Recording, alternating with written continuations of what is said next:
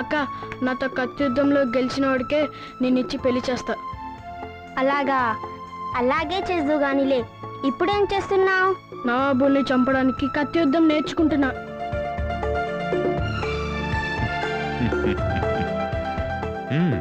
నాన్నగారు, పాపన్నకు కత్తులు కావాలట. అలాగా? ఏ నాన్న, కత్తులు కావాలా? కావాలి. దేనికి? నా స్నేహితులకి కత్తి యుద్ధం నేర్పిస్తా. అందరం కలిసి నవాబుల్ని చంపేస్తాం.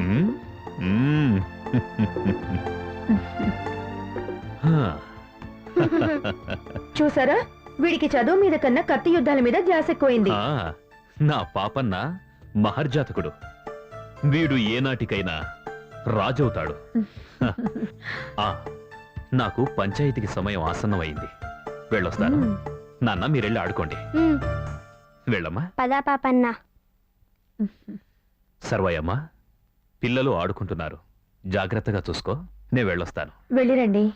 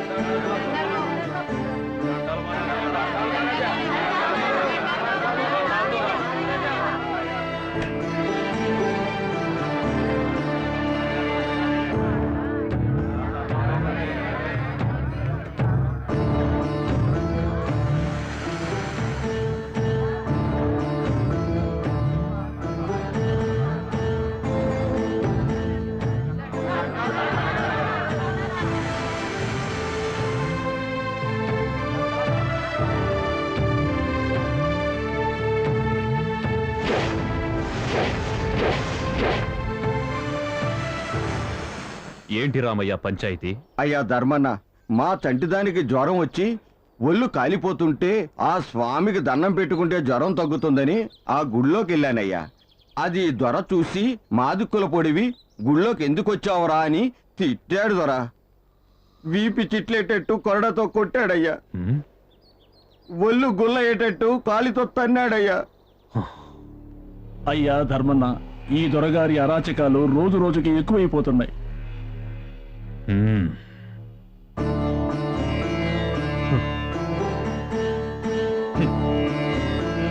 వెలమదొర వెంగళరావు, దీనికి నీ సమాధానం? తక్కువ జాతివాడు గుళ్ళోకెళ్తే ఏం జరుగుతుందో నీకు తెలియదా? ఏం జరుగుతుందిరా? గుడిలో దేవుడు ఊరొదిలి పారిపోతాడా? శివలింగం శిథిలమైపోతుందా? లేక తక్కువ జాతి వాణ్ణి గుడిలోకి ఎందుకు రానిచ్చావని భగవంతుడు అన్నప్రసాదాలు మానేస్తాడా? నీ తలుపు తట్టి నిన్ను భయపెడతాడా? నిన్ను నడివీధిలో పెట్టి ఆ భగవంతుడు ఉరివేస్తాడా? ఏమవుతుందో చెప్పరా? అయినా ఎక్కడుందిరా కులం? యాదవుడైన శ్రీకృష్ణుడు తక్కువ కులం వాడు కాదా? బోయవాడైన మహాకవి వాల్మీకి తక్కువ కులం వాడు కాదా? భగవంతుడికి తక్కువ ఎక్కువ అనే భేదమే ఉంటే అసలు వాళ్ళనెందుకు పుట్టిస్తాడు? నీ పంట పండించేది తక్కువ జాతి వాడేరా. నీ ఇల్లు కట్టేది తక్కువ జాతి వాడేరా. నువ్వు పడుకునే మంచం, తినే కంచం, నీ కాలికి తొడిగిన చెప్పులు, నీ ఒంటికి కట్టుకున్న బట్టలు తయారు చేసేది కూడా తక్కువ జాతి వాడేరా. కాలి కింద వాడు తయారు చేసిన చెప్పుందని వాడిని నెత్తిన పెట్టుకోమంటారా? వాడు చేసిన తప్పు అనిపించింది, కొట్టాను, తన్నాను. నోర్మోయ్! వెలమదొర వెంకట్రావు, ఎవడిని తక్కువ జాతి వాడని నిందించావో అదే జాతి వాళ్ల కొంపల్లో ఇంటింటికి వెళ్లి బియ్యం భిక్షమెత్తుకొని అదే జాతి వాళ్ల ఇంట్లో వండుకొని అక్కడే నేల మీద ఆకు వేసుకొని వాళ్ళు వేసిన కారం కలుపుకొని గొడ్డు కారం కూడు తినాలి. ఇది నా తీర్పు. ఇది చేయించడం నీ వల్ల కాదు. ఈ సర్దార్ ధర్మన్న తీర్పు ఆపడం ఎవరి తరం కాదురా. ఆపే మనగాడు ఇప్పటి వరకు పుట్టలేదు. రాజన్న, ఇతన్ని లాక్కెళ్ళి నేను వేసిన శిక్ష అమలు చేయించు. అలాగే ధర్మన్న గారు.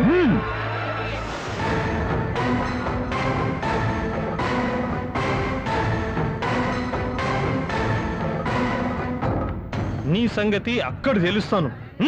పద.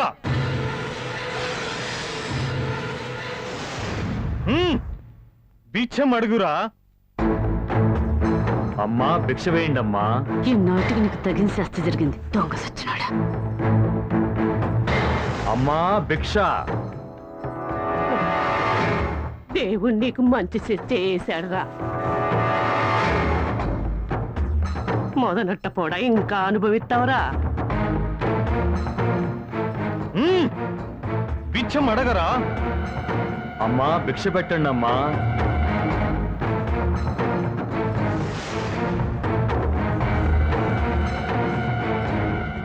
నీకు పోయే కాలం దగ్గర పడ్డదిరా.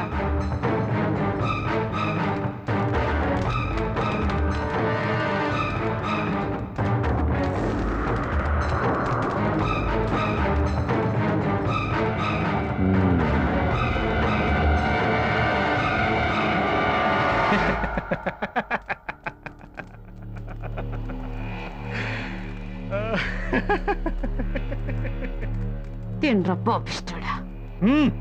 కారం కూడు తినరా.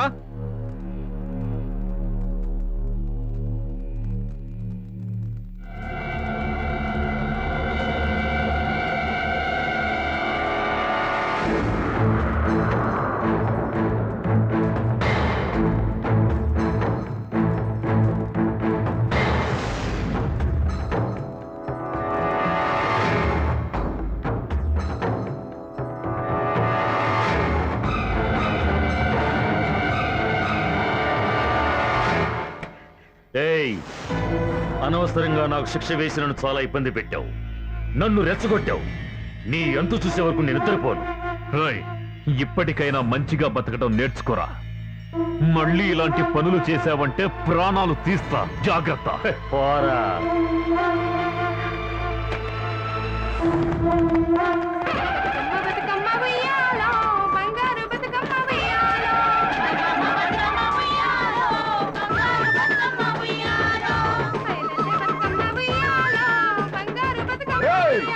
ఎవర్రా వీళ్ళు?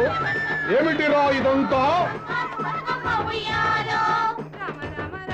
బతుకమ్మ ఆడుతున్నారు జూర్. బతుకమ్మ ఎవతిరా అది? తప్పు ప్రభు. బతుకమ్మ అంటే గౌరమ్మ అనే దేవత. ఖమోష్! దేవుడైనా దేవతైనా ఆ అల్లా ఒక్కడేరా. ఈ బతుకమ్మలు, మైసమ్మలు, ఎల్లమ్మలు, పుల్లమ్మలు ఇవి దేవతలు కావు, సైతాన్లు ఉన్నాయి. సైతాన్లు సమజైంది బే. ఆడవాళ్ళు కచ్చకాయలు ఆడడం విన్నాను, అష్టాచమ్మాలు ఆడడం విన్నాను. ఇదేంటిరా బతుకమ్మంటే? ఏమైనా అందంగా పాడుతూ చక్కగా ఆడుతున్నారు, కానీ వాళ్ళు కట్టుకున్న బట్టలే వాళ్ళ అందాన్ని కనపడకుండా చేస్తున్నాయి. ఒక పని చేద్దాం, వీళ్ళందరి బట్టలు ఊడదీసి నగ్నంగా వాళ్ళ చేత ఆడిస్తా.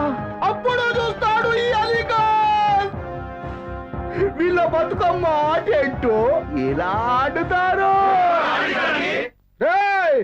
మీ పిల్లల అందాలు మీరే చూస్తే ఎలాబే? హంబీ దేతా హై. అడ్డొచ్చిన మొగాళ్ళందరి తలలు నరికి పురాణా బౌడి మే ఫేక్ దో సాలేకు. జావ్ జావ్.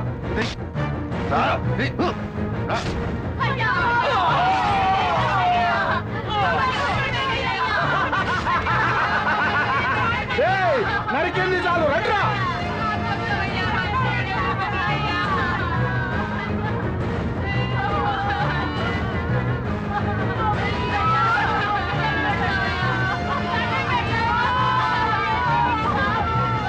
ఈ ఆడవాళ్ళ బట్టలు అన్ని ఊడదీసి లగ్నంగా వీళ్ళ చేత ఆడించి అప్పుడు చూద్దాం.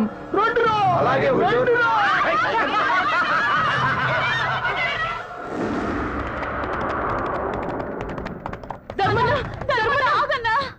అన్నా ధర్మన్న, ఘోరం జరిగిపోయిందన్నా. ఏంటమ్మా, ఏం జరిగింది? ఆ అలీఖాను ఆడాళ్ళందరూ బట్టలు ఊడిదీయించి నగ్నంగా బతుకమాడిస్తున్నాడన్నా. అడ్డొచ్చిన మగాళ్ళ తలలన్నీ నరికేస్తున్నాడన్నా.